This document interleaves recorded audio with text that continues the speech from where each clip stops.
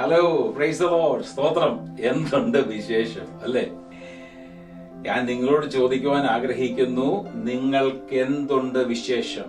നമ്മൾ നമ്മുടെ ജീവിതത്തിൽ ഏറ്റവും കൂടുതൽ ആഗ്രഹിക്കുന്ന കാര്യങ്ങളിലൊന്നാണ് മറ്റുള്ളവർ നമ്മളെ റെക്കഗ്നൈസ് ചെയ്യുക.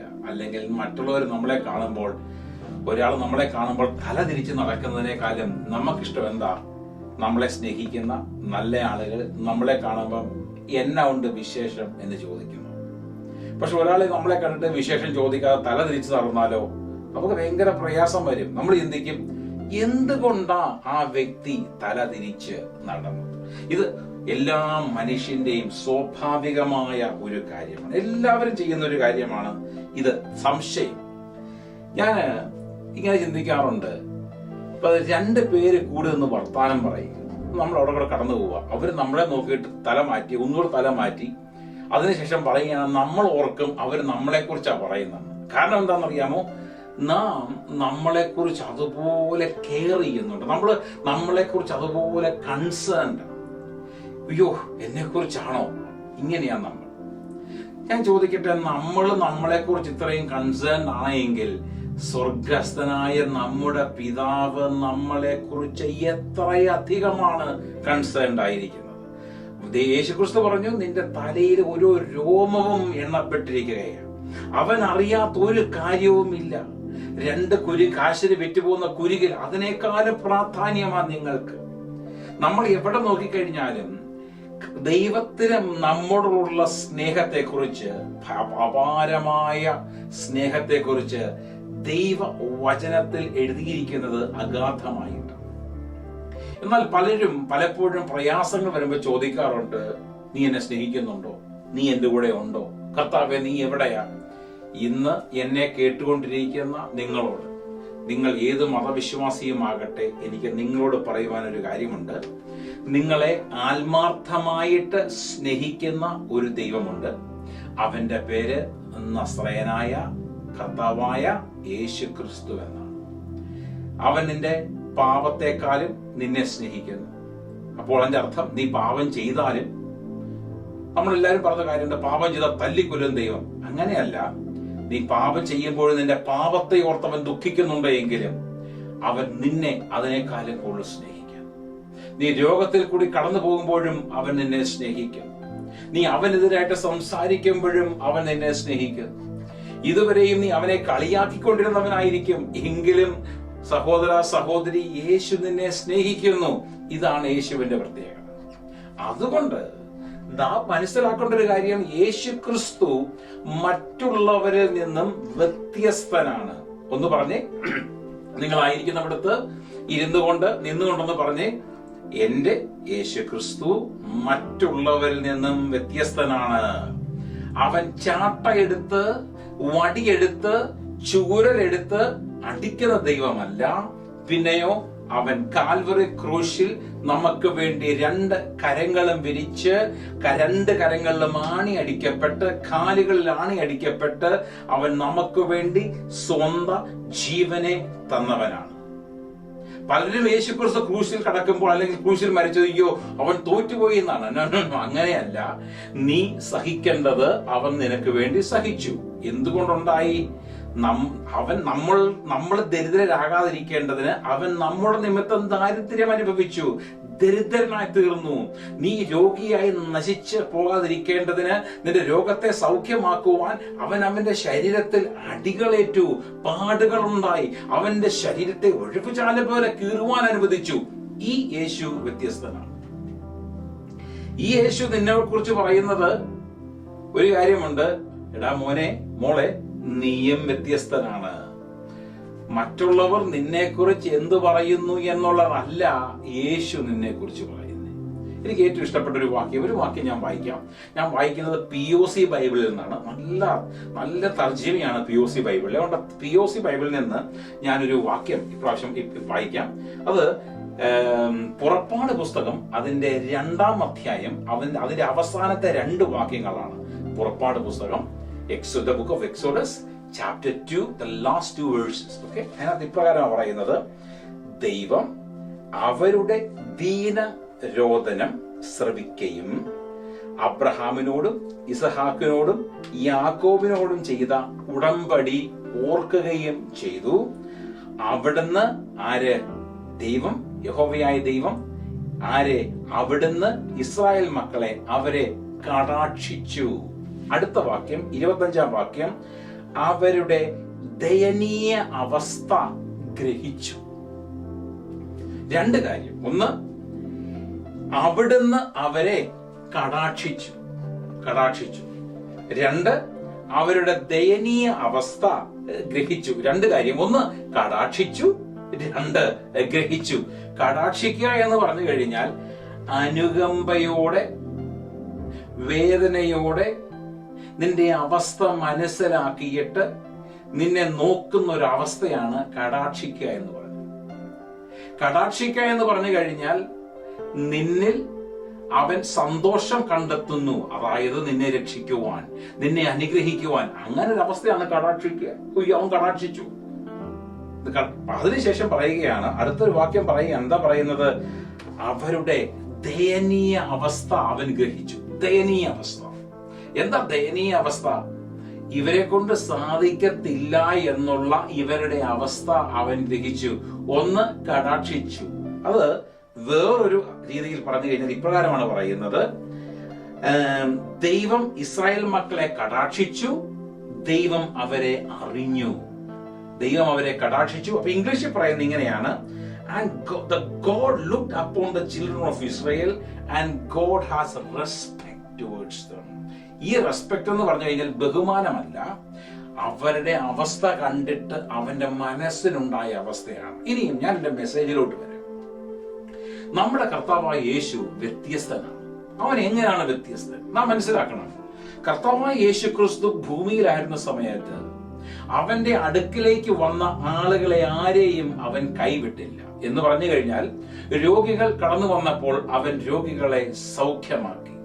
വചനത്തിൽ ഇപ്രകാരം പറയുന്നു: അവൻ ആളുകൾ അവനെ പിടിക്കുമെന്ന് അറിഞ്ഞിട്ട്, അല്ലെങ്കിൽ കൂടുതൽ വരുമെന്ന് അറിഞ്ഞിട്ട് അവൻ ഒരു ഏകാന്ത സ്ഥലത്തേക്ക് പോയി. അവിടെ പോയപ്പോഴും ജനങ്ങൾ അവൻ അവിടെ ഉണ്ട് എന്ന് പറഞ്ഞ് എല്ലാവരും മലമേൽ കയറി വന്നു, അവനോടുകൂടി ഇരുന്നു. അപ്പോൾ അവൻ ശിഷ്യന്മാരോട് പറഞ്ഞു: ഇവർ 3 നാളുകളായി നമ്മളോട് പാർക്കുന്നു, ഇവർക്ക് വിശക്കുന്നുണ്ട്. ശിഷ്യന്മാർ പറഞ്ഞു ഇവരെ വീട്ടിൽ പറഞ്ഞു വിടാൻ. പക്ഷെ കർത്താവ് പറയാണ്, കഴിക്കാൻ കൊടുക്കട. നീ എന്നതാ ചിന്തിക്കുന്നേ? ഇതാണ് കർത്താവിന്റെ പ്രത്യേകത. അവൻ ചിന്തിക്കുന്നത് നാം ചിന്തിക്കുന്നത് പോലല്ല. നമ്മുടെ കർത്താവ് വ്യത്യസ്തനാണ്. നിന്റെ കർത്താവ് വ്യത്യസ്തനാണ്. നിന്നെ സ്നേഹിക്കുന്ന നിന്റെ ദൈവം വ്യത്യസ്തനാണ്. അവൻ മാനുഷിക കണ്ണുകൾ കൊണ്ടല്ല നിന്നെ കാണുന്നത്. മനുഷ്യർ കുറ്റം വിധിക്കുന്നത് പോലെ ദൈവം നിന്നെ കുറ്റം വിധിക്കത്തില്ല. മനുഷ്യർ തള്ളിക്കളയുന്നത് പോലെ ദൈവം നിന്നെ തള്ളിക്കളയത്തില്ല. ഉറ്റവരും ഉടയവരും അടുത്ത് നിൽക്കുന്നവരും ചാർച്ചക്കാരും ബന്ധക്കാരും നിന്നെ കൊള്ളരുതാത്തവരെന്ന് തള്ളി പറയുമ്പോൾ അവൻ നിന്നെ തള്ളി പറയത്തില്ല. എന്തുകൊണ്ടാണെന്നറിയാമോ? അതിന്റെ പ്രധാനപ്പെട്ട കാര്യം, അവൻ വ്യത്യസ്തനാണ്. ഇസ്രായേൽ മക്കളുടെ ബുദ്ധിമുട്ടുകളെ കണ്ട് കടാക്ഷിച്ചവനാണ്. അവരുടെ പ്രയാസങ്ങളെ ഗ്രഹിച്ചവനാണ്. ഇന്ന് നീ ആയിരിക്കുന്ന ആ കസേരയിൽ, നീ ആയിരിക്കുന്ന ആ ഹോസ്പിറ്റൽ ബെഡിൽ, നീ എവിടെയും ആയിരിക്കട്ടെ, ഒരു കാര്യം ഞാൻ പറയാം: നിന്റെ അവസ്ഥകളെ കണ്ട് നിന്നെ കടാക്ഷിച്ച്, നിന്റെ പ്രയാസങ്ങളെ ഗ്രഹിച്ച്, നിനക്ക് വേണ്ടി നന്മ തരുവാൻ കഴിവുള്ളവനും അതിന് തയ്യാറായിട്ട് നിൽക്കുന്നവനുമാണ് കർത്താവായ യേശു ക്രിസ്തു. അവൻ വ്യത്യസ്തനാണ്. നമ്മൾ ദൈവവചനം പഠിച്ചു കഴിയുമ്പോൾ കാണുന്നൊരു കാര്യമുണ്ട്. ഭക്തന്മാർ എന്ന് പറഞ്ഞു നടന്ന പരീശന്മാരെയും ശാസ്ത്രിമാരെയും അവൻ വഴക്ക് പറഞ്ഞു. എന്നാൽ പാപികളായിരുന്നവരെ അവൻ സ്നേഹിച്ചു. പാപത്തെ വെറുത്ത് പാപിയെ സ്നേഹിച്ച ഒരു ദൈവം. എന്നാൽ മറ്റുള്ളവർ അങ്ങനല്ല. മറ്റുള്ളവർ നിന്റെ ജീവിതത്തിലെ പാപത്തെ കണ്ടിട്ട് നീ പാപിയാണെന്ന് പറയുമ്പോൾ യേശുക്രിസ്തു പറയുന്നു, അത് എനിക്കറിയാം, അവൻ പാപമുള്ളവനാണ്, കുറവുള്ളവനാണ്. പക്ഷെ അവന്റെ സ്വന്തം കഴിവ് കൊണ്ട് അതിൽ നിന്ന് അവന് പുറത്തു വരാൻ സാധിക്കുന്നില്ല. അതുകൊണ്ട് ഞാനൊരു കാര്യം ചെയ്യും, ഞാൻ അവനെ സ്നേഹിക്കും. നമ്മൾ നമ്മുടെ പിള്ളേർക്ക്, കൊച്ചു പിള്ളേരായിരിക്കും, പിള്ളേർക്ക് ജലദോഷം വന്നു, കുഞ്ഞു കുട്ടികൾക്ക് ജലദോഷം വന്നു. കുഞ്ഞു കുട്ടികളുടെ ജലദോഷം വന്നു കഴിഞ്ഞാൽ നമ്മൾ നമ്മുടെ കൈകൊണ്ട് തന്നെ പിഴിഞ്ഞെടുത്ത് എറിഞ്ഞു കളയും. നമുക്ക് വല്ല മടിയുണ്ടോ? സ്വന്തം കൊച്ചല്ലേ, അല്ലേ? നമ്മൾ എടുത്തു കളയും. ഇനി കൊച്ചു കുട്ടികളായിരിക്കുമ്പോൾ അവര് അപ്പിയിട്ട് കഴിഞ്ഞാൽ നമ്മൾ എന്നാ ചെയ്യും? ഒരു കുഴപ്പമില്ല, സുഖമായിട്ട് എടുത്തിട്ട് വെള്ളം എടുത്തിട്ട് കഴുകി കൊടുക്കും. നമുക്ക് വല്ല മടിയുണ്ടോ? ഇല്ല. എന്തുകൊണ്ടാണ്? നമ്മുടെ സ്വന്തം മക്കളാണ്. എന്നാൽ വഴിയിലുള്ളൊരു കൊച്ചു, നമ്മൾ നടന്ന റോട്ടിൽ കൂടെ പോകുമ്പോൾ വഴിയിലുള്ളൊരു കൊച്ചു മൂക്കളെ ഒരു ഇങ്ങനെ ഇരിക്കുക എന്ന് പറഞ്ഞിരിക്കുക. നിങ്ങൾ എത്ര പേര് പോയി കൈവിട്ട് ഇങ്ങനെ പിഴിഞ്ഞിട്ട് അയ്യോ പാവം കൊച്ചെന്ന് പറഞ്ഞ് ചെയ്യും? നമ്മൾ പറയും ആ കൊച്ചിന്റെ ഇരിപ്പ് കണ്ടില്ലേ അല്ലേ, അയ്യോ എന്തൊരു കൊച്ച, ഈ തള്ളയും തന്തയൊന്നും നോക്കുന്നില്ല, ഇത് എന്നെ അപ്പനും അമ്മയാ നമ്മൾ പറയും. എന്തുകൊണ്ടാണ്? ഇനി ആ കൊച്ച് അവിടെ വേറെന്തെങ്കിലും കാര്യങ്ങൾ ചെയ്യുകയാണെങ്കിലോ നമ്മൾ പറയൂ ഇങ്ങനെയുണ്ടല്ലോ റൂട്ടിൽ ഇരുന്ന കാര്യം സാധിക്കുന്നതെന്ന് പറയും. പക്ഷെ നമ്മുടെ കൊച്ച മുറ്റത്തിരുന്ന് സാധിച്ചെങ്കിലോ അയ്യോ നമ്മുടെ കൊച്ചിരുന്ന് ചെയ്യുന്ന കണ്ടോന്ന്. എന്തുകൊണ്ടാണെന്നറിയാമോ? ഇത് അപ്പന്റെ അമ്മയുടെ ഹൃദയം, സ്വന്തം കുട്ടിയെ സ്നേഹിക്കുന്ന ഹൃദയം. ഇതാണ് കർത്താവായ യേശു ക്രിസ്തു. അവൻ നമ്മളെ സ്നേഹിക്കുന്നത് കൊണ്ട് നമ്മുടെ കുറവുകളെക്കാളും കൂടുതൽ അവൻ പ്രാധാന്യം കൊടുക്കുന്നത് നീ എന്ന വ്യക്തിക്കാണ്. മനസ്സിലാക്കണമേ, അവൻ പ്രാധാന്യം കൊടുക്കുന്നത് നിനക്കാണ്, നിങ്ങൾക്കാണ്, നിങ്ങൾ എന്ന വ്യക്തിക്കാണ് അവൻ പ്രാധാന്യം കൊടുക്കുന്നത്.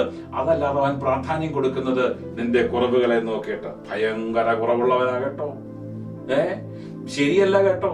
ശരി, അവന് ദുഃഖമുണ്ട്.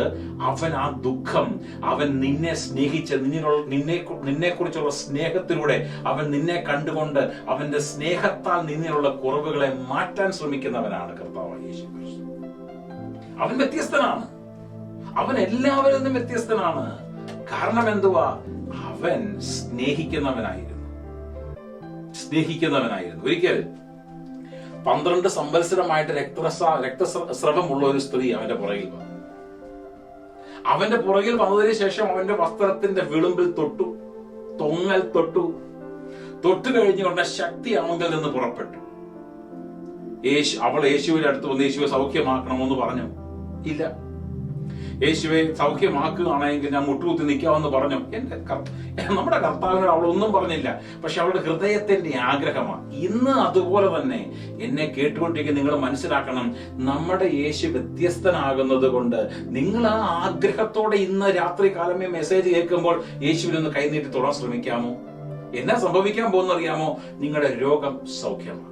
സഹോദര, നീ കട്ടിലേൽ ഇരുന്നു കൊണ്ടായിരിക്കും, പ്രയാസപ്പെട്ടുകൊണ്ടായിരിക്കും, നിന്റെ കാല് ഒടിഞ്ഞിട്ടിരിക്കുന്ന ഒരു അവസ്ഥയായിരിക്കും, കൈലി ഇരിക്കുന്ന നിനക്കത് ഭയങ്കര ബുദ്ധിമുട്ടുള്ള അവസ്ഥയാണ്. എന്നാൽ ഒരു കാര്യം പറയാം, നിന്റെ ആ ഒടിഞ്ഞ കാലിനെയും നിന്റെ ശരീരത്തിന്റെ ബുദ്ധിമുട്ടുകളെ നീ ആയിരിക്കുന്ന രോഗത്തിന്റെ അവസ്ഥയെയും എടുത്തു മാറ്റുവാൻ വ്യക്തമായിട്ട് സാധിക്കുന്നവനാണ് കർത്താവ്.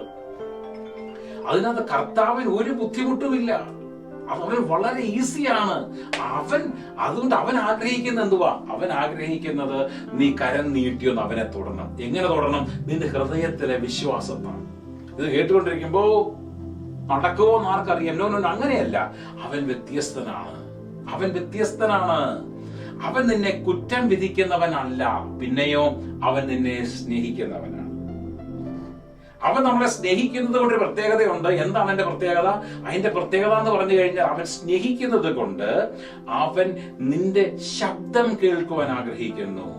നിന്റെ വേദനയിൽ അവൻ വേദനിക്കുന്നു. നിന്റെ ഹൃദയഭാരങ്ങളെ കണ്ടിട്ട് അവൻ നിന്നെ സ്നേഹിച്ചുകൊണ്ട് പറയുന്നു, നീ ഹൃദയഭാരത്തോടെ ഇരിക്കുന്നു, ആ ഭാരം എന്നോട് പറ, ഞാൻ അതിനെ ചുമക്കാം. നമ്മൾ പലരോടും പോയി പറയുമ്പോൾ അവര് പറഞ്ഞൊരു കാര്യമുണ്ടോ, നിന്റെ കുഴപ്പം കൊണ്ടാ, നീ പാപിയായോണ്ടാ എന്ന് പറയല്ലേ. അത് എന്താണെന്നറിയാമോ? ഈ ലോകത്തിന്റെ പ്രത്യേകത നമ്മളെ കുറ്റം വിധിക്കുക എന്നുള്ളത്. സാത്താന്റെ പ്രത്യേകത ഇത് തന്നെയാണ്, കുറ്റം വിധിക്കുക. എന്നാ പറഞ്ഞാലും കുറ്റം പറയുക എന്നുള്ളതാണ്. എന്ത് ചെയ്താലും കുറ്റം വിധിക്കുക. പോകുന്ന വഴി ഉരുണ്ട് വീണു, പ്രാർത്ഥിക്കാത്തോണ്ടാ ഉരുണ്ട് വീണു. പരീക്ഷ തോറ്റു, ഉപവസിച്ച് പ്രാർത്ഥിക്കാത്തോണ്ട്, അല്ലെങ്കിൽ അത് ചെയ്യാത്തോണ്ടാ പരീക്ഷ തോറ്റ്. ബിസിനസ് ഒത്തില്ല, ഉടനെ അതെ വേറെ പ്രശ്നമാണ്. ചേടാ, നീ ഇതൊന്ന് യേശുവിനോട് പറഞ്ഞേ. യേശു പറഞ്ഞൊരു കാര്യമുണ്ട്, മോളെ നീ ഭാരപ്പെടണ്ട, ഞാൻ നിന്നോട് കൂടെ ഉണ്ട്. നീ ശരിക്കൊന്ന് പഠിച്ച് എക്സാം എഴുതിക്കേ, നീ ശരിക്കൊന്ന് പഠിച്ചിട്ട് എഴുതിയാൽ മതി, ഞാൻ നിന്റെ കൂടെ ഇരുന്ന് നിന്നെ നല്ല ഹൈ മാർക്കോടെ ഞാൻ പാസ്സാക്കുന്നത്. അപ്പൊ നമ്മൾ പറയാം, കർത്താവ് എനിക്ക് ഒത്തിരി കുറവുകളുള്ളവാ. കുറവൊന്നും ഒരു വിഷയമല്ല. നീ എന്റെ അടുത്തോട്ടൊന്ന് വാ, ഞാൻ നിന്നെ കുറവുള്ളവനാക്കിയല്ല, കുറവില്ലാത്തവനാക്കി മാറ്റും. ഞാൻ നിന്നെ അനുഗ്രഹിക്കും. അപ്പോൾ യേശു ഇവിടെ പറയുകയാണ്, ഇസ്രായേൽ മക്കളുടെ അവസ്ഥ, അവർ ഈജിപ്തിൽ മിസ്രൈമിൽ അവർ കടന്ന് കഷ്ടപ്പെടുന്നത് കണ്ടപ്പോൾ യഹോവയായ ദൈവം അവരെ കടാക്ഷിച്ചു. അവരുടെ കഷ്ടത ഞാൻ അവരുടെ കഷ്ടത കണ്ടു, അവരുടെ നിലവിളി കേട്ടു. അതുകൊണ്ട് ഞാൻ ഇറങ്ങി വന്നിരിക്കും, എനിക്ക് അവിടെ ഇരിക്കാൻ പറ്റുന്നില്ല. മറ്റുള്ളവരോ നമ്മൾ നിലവിളിയുന്ന കഷ്ടതയും കാണുമ്പോൾ എന്ന് പറയുമ്പോൾ യേശു പറയുകയാണ്, എനിക്ക് അവരുടെ നിലവിളി ഞാൻ കണ്ടു അവരുടെ കഷ്ടത, എനിക്ക് അവിടെ ഇരിക്കാൻ പറ്റുന്നത്, ഞാൻ ഇറങ്ങി വരിക. എന്തുകൊണ്ടാ? അവൻ കടാക്ഷിച്ചു. ഈ കടാക്ഷിച്ചു കഴിയുമ്പോൾ ഒരു പ്രത്യേകതയുണ്ട്. എന്താണെന്നറിയാമോ? അവൻ നമ്മുടെ കൂടെ ഇറങ്ങി വരും. ഇന്ന് എന്നെ കണ്ടുകൊണ്ടിരിക്കുന്ന നിങ്ങളായിരിക്കുന്ന അവസ്ഥ എത്രയും ശോചനീയമായ അവസ്ഥയാകട്ടെ, ഒരു കാര്യം ഞാൻ നിങ്ങളോട് പറയാം, കർത്താവായ യേശു നിങ്ങളെ ഇന്ന് കടാക്ഷിക്കും. നിങ്ങൾ ചെയ്യേണ്ട കാര്യം നിങ്ങളുടെ കരങ്ങളെ അവങ്കലേക്ക് ഉയർത്തുക. നിങ്ങളായിരിക്കുന്നവിടത്ത് കരങ്ങളെ ഒന്ന് ഉയർത്തിയിട്ട് പറയുക, കർത്താവേ, എന്നോട് കരുണയുണ്ടാകണമേ, എന്നെ കടാക്ഷിക്കണമേ, എന്റെ അവസ്ഥയെ നീ അറിയുന്നു, ഞാൻ കടന്നു പോകുന്നതിനെ നീ അറിയുന്നു. നമ്മൾ നമ്മുടെ കടന്നു പോകുന്ന പ്രയാസങ്ങളെ അവനോട് പറയുന്നതിനകത്ത് ഒരു കുഴപ്പവുമില്ല. അതുകൊണ്ടാണ് നമ്മുടെ ഭാരങ്ങളെ, വചനം പറയുന്നു, നിന്റെ ഭാരങ്ങളെ എന്റെ മേൽ ഇട്ടുകൊള്ളുക, ഞാൻ അതിനെ ചുമക്കാം. ചേട്ടാ, നിന്റെ ഭാരങ്ങളെ ഇടണമെന്നുണ്ടെങ്കിൽ ഭാരം എന്താന്ന് പറയണം. എന്നത് അതിന്റെ ഭാരം. ആ ഭാരം ഒരു വാക്കി പറയാതെ ഒരു കുറച്ച് നീണ്ട വാക്കി കർത്താവിനോട് പറ. കർത്താവ് കേൾക്കാൻ ടൈമുണ്ടടാവേ. ഇതൊരു വിഷയമല്ലെന്നേ കർത്താവിന്. നമ്മൾ മറ്റുള്ളവരോട് പറയാൻ പോയി കഴിഞ്ഞാൽ, ഉദാഹരണം ഇപ്പം നമ്മുടെ പരിചയക്കാരനെ വിളിച്ച് പറയുക, അത് ഇച്ചിരി ബുദ്ധിമുട്ടായിരിക്കും, ഇങ്ങനെ ആയിരിക്കാം, പ്രയാസമുണ്ട്, കടമുണ്ട്, എങ്ങനെ അടച്ചു തീർക്കണമെന്ന് അറിയത്തില്ല, ബാങ്കിൽ നിന്ന് ലെറ്റർ വന്നു, അല്ലെങ്കിൽ മറ്റൊരു കടം കൊടുത്തൊരു വിളിച്ചുകൊണ്ടിരിക്കുക ഒന്ന് പറഞ്ഞു. രണ്ടാമത്തെ ദിവസം വിളിക്കുമ്പോൾ ഇത് പറഞ്ഞു. മൂന്നാമത്തെ ദിവസം വിളിക്കുമ്പോൾ പറയാം, എനിക്കറിയാമെന്ന് പറഞ്ഞ് പെട്ടെന്ന് ഫോൺ വെപ്പിക്കും. എന്തുകൊണ്ടാണെന്ന് അറിയാമോ? പുള്ളി കേട്ട് മടുത്തു. 4-5 ദിവസം പിന്നെ ഫോൺ എടുക്കത്ത് പോലുമില്ല, തിരക്കാന്ന് പറയും. പക്ഷെ കർത്താവ് അങ്ങനെയല്ല. കർത്താവിനോട് നീ പറയുമ്പോൾ നീ ഡീറ്റെയിൽ ആയിട്ട് പറയണം. നിന്റെ മനസ്സിന്റെ പ്രയാസം മുഴുവൻ അങ്ങ് ഇറക്കി വെക്കണം. ഒരു കുത്തും കോമായി എല്ലാം ഇട്ട് പറയാനുള്ളതെല്ലാം ഭംഗിയായിട്ടങ്ങ് പറയണം. അങ്ങനെ പറഞ്ഞു കഴിയുമ്പോൾ കർത്താവ് ഇങ്ങനെ ഇരുന്ന് കേൾക്കും. ഇത് പറഞ്ഞു കഴിയുമ്പോൾ നമ്മുടെ ഹൃദയത്തിൽ വലിയ ഭാരം മാറും. കാരണം എന്തുവാ? നീ ആത്മാർത്ഥമായിട്ടാണ് പറയുന്നതിൽ പ്രത്യേകതയുണ്ട്. നിന്റെ ഭാരത്തെ അവൻ അങ്ങ് ഏറ്റെടുക്കും, അവൻ ചുമക്കും. നമ്മുടെ കർത്താവ് പ്രത്യേകതയുള്ളവനാണ്. കാരണം കുഷ്ഠരോഗി അവന്റെ അടുത്തേക്ക് വന്നിട്ട് പറഞ്ഞു, കർത്താവേ, എന്നെ സൗഖ്യമാക്കണമേ. യേശു അവനെ തൊട്ടു സൗഖ്യമാക്കി. 10 പേര് വന്നപ്പോൾ ദൂരെ നിന്ന് വിളിച്ചു. മറ്റൊരു കുഷ്ഠരോഗി അവനോട് പറഞ്ഞപ്പോൾ യേശു അവനെ തൊട്ടു സൗഖ്യമാക്കി. എല്ലാവരും കുഷ്ഠരോഗിയെ കാണുമ്പോൾ ഓടിപ്പോകുമ്പോൾ, കുഷ്ഠരോഗം പാപത്തെ കാണിക്കുന്നുവെന്ന, കുഷ്ഠരോഗിയെ കാണുമ്പോൾ ഓടിപ്പോകുമ്പോൾ കർത്താവായ യേശു ക്രിസ്തു അവനെ തൊട്ടു, അവന്റെ കുഷ്ഠമുള്ള ആ ശരീരത്തിൽ തൊട്ടിട്ട് പറഞ്ഞു, സൗഖ്യമാകാം എന്ന് പറഞ്ഞു. അവൻ സൗഖ്യമായി. എല്ലാരും നോക്കുക, യേശുവിന് ഇപ്പൊ കുഷ്ഠം പിടിക്കുമെന്ന്. നമ്മുടെ യേശു വ്യത്യസ്തനായവനാണ്. മറ്റുള്ളവരെ പോലെ അല്ല യേശു ക്രിസ്തു. അതുകൊണ്ടാണ് ദൈവവചനത്തിൽ ആളുകൾ ഇങ്ങനെ പറഞ്ഞത്, ഇവൻ പരീശന്മാരെ പോലെ ശാസ്ത്രിമാരെ പോലെ അല്ല, ഇവൻ അധികാരമുള്ളവനായി സംസാരിക്കുന്നു, അധികാരത്തോടെ സംസാരിക്കുന്നു. യേശു അധികാരം നടത്തിയത് പാവപ്പെട്ടവരുടെ മേലോ സാധാരണക്കാരുടെ മേലോ, യേശു അധികാരം നടത്തിയത് അതുപോലെ തന്നെ തകർന്നിരിക്കുന്നവരുടെ മേലോ രോഗികളുടെ മേലോ അല്ല. യേശു ക്രിസ്തു അധികാരം നടത്തിയത് അവരുടെ ജീവിതത്തിൽ അവർക്ക് തടസ്സമായി നിന്ന രോഗത്തിന്റെ മേലും ശാപത്തിന്റെ മേലും ഭൂതത്തിന്റെ മേലും ബന്ധനത്തിന്റെ മേലും മാനസിക അവസ്ഥയുടെ മേലുമാണ് യേശു അധികാരം നടത്തിയത്. ആ അധികാരത്തോടെ യേശു നിന്നത്. യേശു ജനങ്ങളെ ഭരിക്കുവാനല്ല വന്നത്, അവൻ ജനങ്ങളെ സ്വാതന്ത്ര്യത്തിലേക്ക് കൊണ്ടുവരുവാനാണ് വന്നത്. എന്തിനാ വന്നത്? അവൻ ജനങ്ങളെ ഭരിച്ച് അടക്കി ഒതുക്കി വാഴുവാനല്ല അവൻ വന്നത്. അവൻ വന്നത് ജനങ്ങളെ സ്വാതന്ത്ര്യത്തിലേക്ക് കൊണ്ടുവരാനാണ്.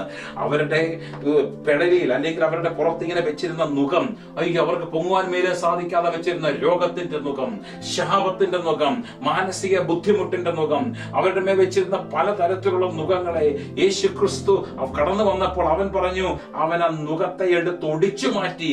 എന്നിട്ട് അവൻ പറഞ്ഞു, നീ സ്വാതന്ത്ര്യത്തോടെ പോകുക. യേശുക്രിസ്തു അധികാരം ഉപയോഗിച്ചത് ജനങ്ങളെ ഇടിച്ചൊതുക്കുവാനല്ല. യേശുക്രിസ്തു അധികാരം ഉപയോഗിച്ചത് കമ്മിറ്റി ഉണ്ടാക്കുവാനല്ല. യേശുക്രിസ്തു അധികാരം ഉപയോഗിച്ചത് ആളുകളുടെ സമ്പത്ത് അടിച്ചു മാറ്റുവാനല്ല. യേശുക്രിസ്തു അധികാരം ഉപയോഗിച്ചത് തളർന്നിരിക്കുന്ന, നുഖത്തിനടിയിലായിരിക്കുന്ന, ബന്ധനത്തിലായിരിക്കുന്ന, നശിച്ചുകൊണ്ടിരിക്കുന്ന ജനങ്ങളെ വിടുവെച്ച് സ്വാതന്ത്ര്യത്തിലേക്ക് കൊണ്ടുവരാൻ.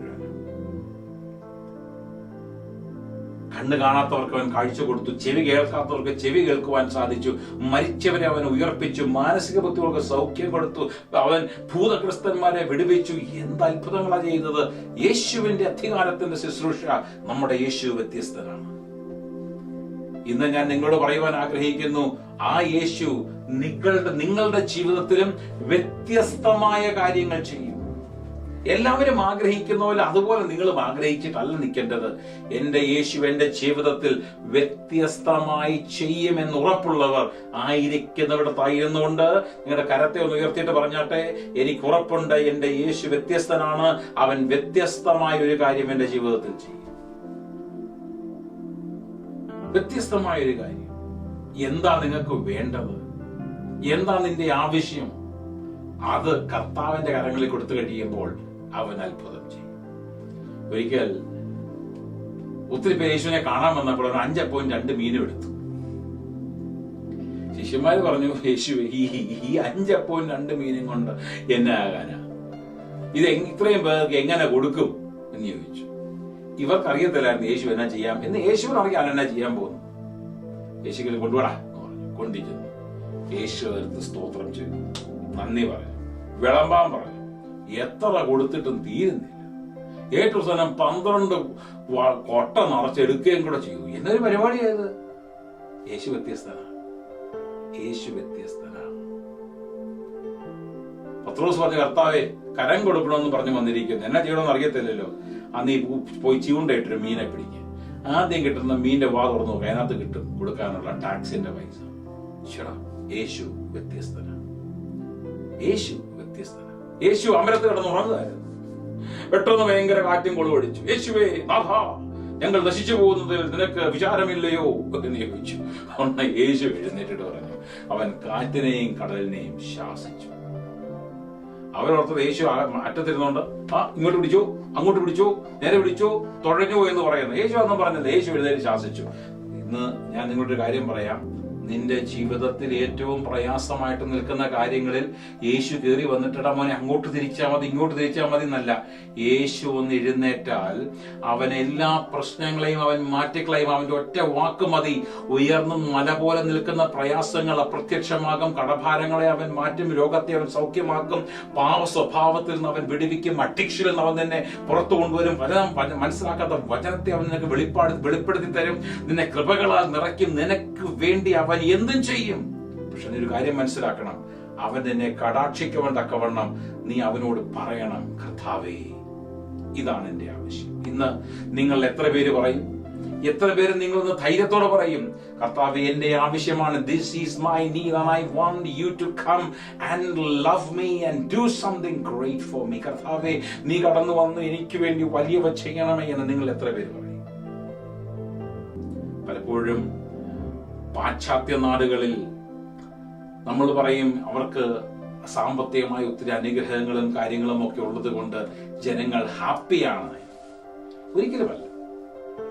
എത്ര സമ്പത്തുണ്ടെന്ന് ഉള്ളതല്ല അനുഗ്രഹത്തിന്റെ അല്ലെങ്കിൽ സമാധാനത്തിന്റെ കാര്യം. പലർക്കും പലതരത്തിലുള്ള വിഷയങ്ങളുണ്ട്.